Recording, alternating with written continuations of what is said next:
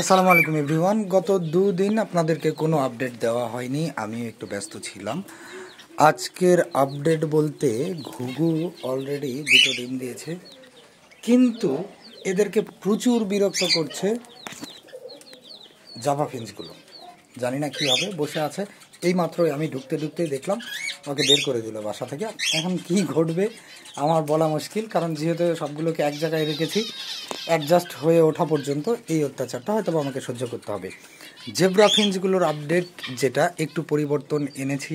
এরা এখনও নিজের বাসা খোঁজাখুঁজিতে ব্যস্ত ছিল। তো যেই জোড়াটা আমি প্রথম এনেছিলাম, যেটার বাচ্চা ওগুলো উড়ে বেড়াচ্ছে, সেই জোড়াটাকে আমি আবার খাঁচায় দিয়ে দিলাম, কারণ তারা ব্রিডিংয়ের জন্য পুরোপুরি ব্যস্ত, বাট নিজের খাঁচাটাকে দখলে রাখতে পারছে না। ওরা এসে খুব অত্যাচার করছে, তাই এদেরকে আবার এখানে দিয়ে দিলাম।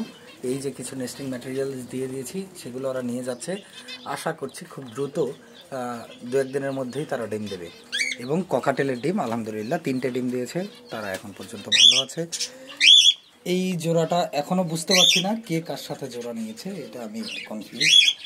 দেখা যাক কি হয়। আর অ্যাকোরিয়ামটা এখনও ফাঁকা রেখেছি, মাছ দেইনি। মাছ দিলেই পানিটা নষ্ট হয়ে যাচ্ছে, তো কাল পরশু হয়তো বা মাছ দিতে পারি।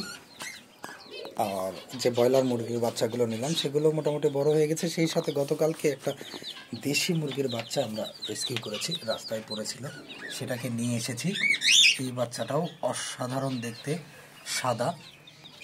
কুইলগুলোও ডিম দিচ্ছে মাশাআল্লাহ। এই আজকের আপডেট, দেখা হবে পরবর্তী ভিডিওতে। সবাই ভালো থাকবেন, সুস্থ থাকবেন এবং মাছ পাখির ঠিকানার সাথেই থাকবেন। আল্লাহ হাফেজ।